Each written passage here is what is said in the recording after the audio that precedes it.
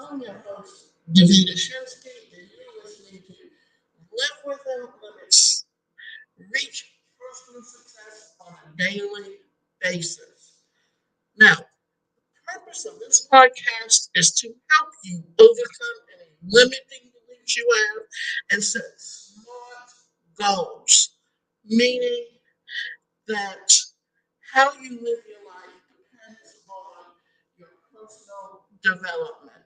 And today's presentation is going to talk about your lifestyle and certain things that have happened to you and how they influence who you are today. So today's presentation is jealousy.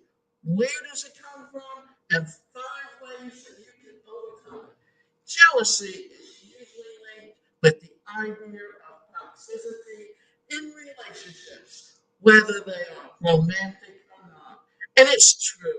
Jealousy can become destructive and it can destroy relationships, especially in families.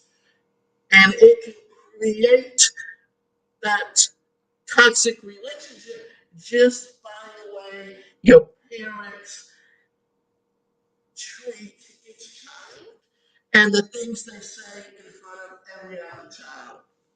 However, jealousy can also have some underlying meanings that you might be missing. On top of this, it can further be dealt with in a constructive and healthy way, ensuring your relationships don't suffer. So let's dig a bit deeper here. What is your jealousy mean? Why do you feel jealous anyway? How can you overcome it and move forward? What does jealousy mean? Jealousy usually means you harbor resentment or bitterness towards someone. This is often because they may have something you want or desire, and we fear of something that we hold dear being taken away, and it can really have a bad look to it. So, why does this happen? What are the main causes of jealousy? Jealousy is frequently caused by an internal aspect, such as feeling inadequate. Often we feel jealous when we feel insecure, lacking confidence, have a poor self image, or have beliefs around being unlovable. Additionally, jealousy may arise from a mismatch of expectations where yours were higher than what you achieved or what occurred. Luckily,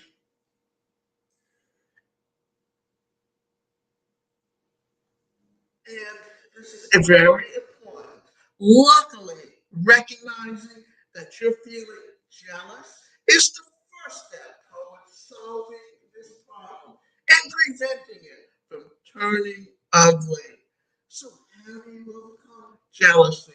Jealousy doesn't have to become you by any means.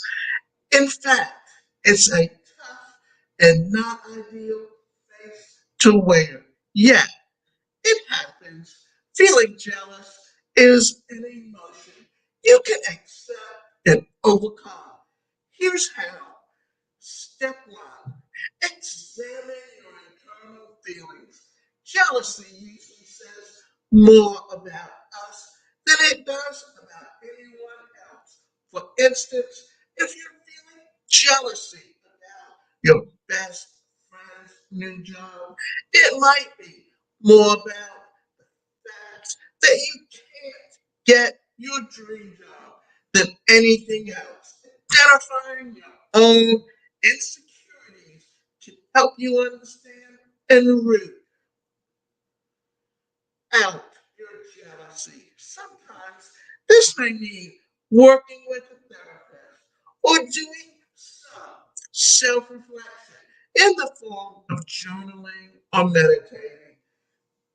Let other people know your concerns.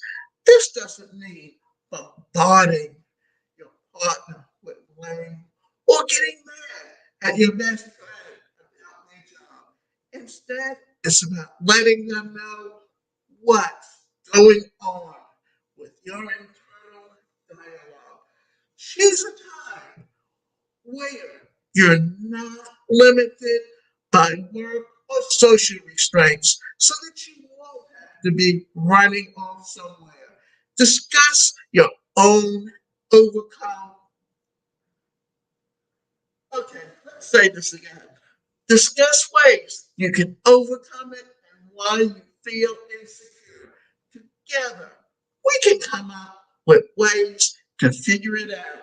At the very least, you'll understand each other better, which can help quell those jealous feelings. It can further be helpful to view your jealous feelings as something that your body or mind is trying to tell you. What do you need to work on? Zoom out. Was your partner just being nice or talking with your beautiful coworker? Probably was your best friend so excited about their new promotion or job that they hadn't considered how you feel? Likely. Plus, comparing ourselves to others never gets us closer to where we want to be. Instead, practice being grateful for what you have in your life. Examine what you offer in your skills and personal life. These can help to propel you forward, leaving jealousy in your past. Find ways to cope in the moment. If you notice feelings of intense jealousy, it can help you find coping mechanisms that help in the moment and prevent poor behavior. For example, maybe taking a walk or finding a quiet spot to write down how you feel. Helps you sort out your feelings.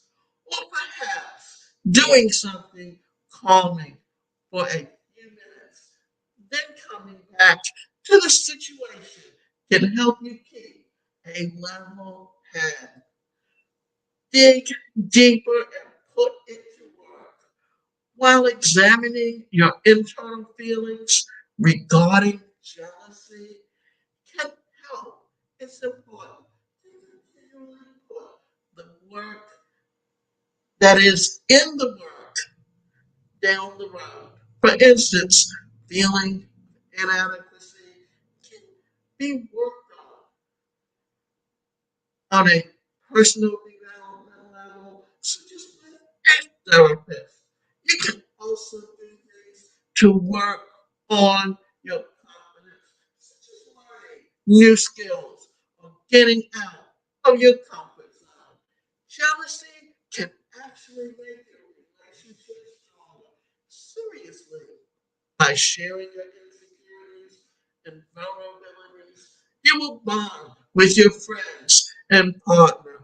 Plus, true friends will help you to find ways to overcome them.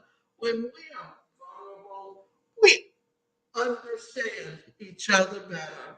Vulnerability is not winning or losing.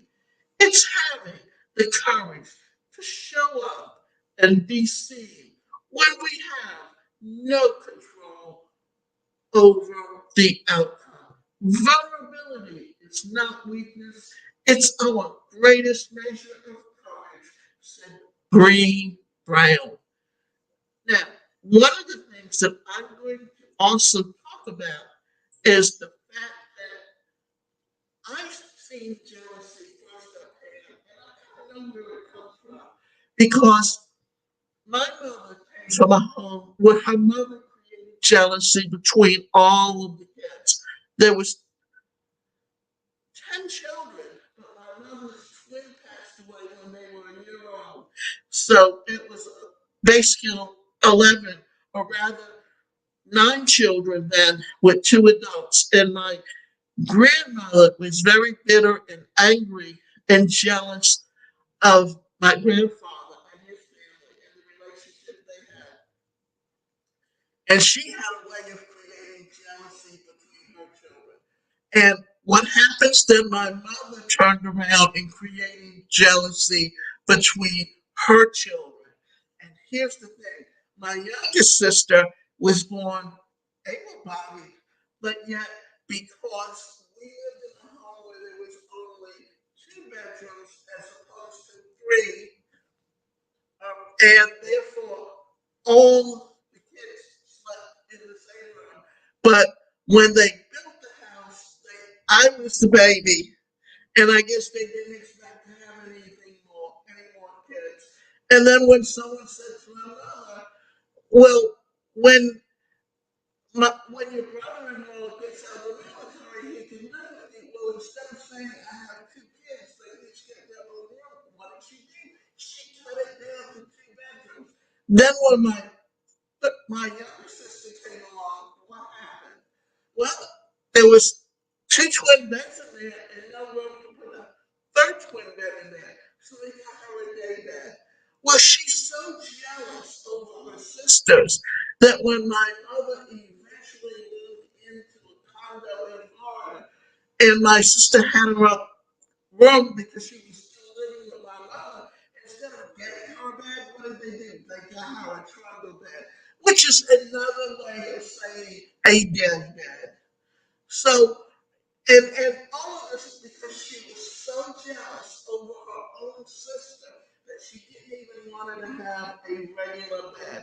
And then later on, when they went and needed to get her a new mattress, they ended up getting the box springs and the rails. But when we left, she only wanted her to sleep on the trundle bed.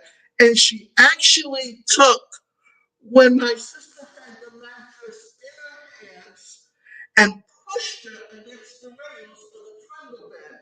And I had wanted to make a video of it and call the police, but at the time I was filing for Social Security disability and had to be back in Atlanta. And not only that, that was the time that you had the BlackBerry, and you really didn't have a very good camera in it. So technology wasn't at that time what it is today. And the fact of the matter is, my mother never stopped her from doing it.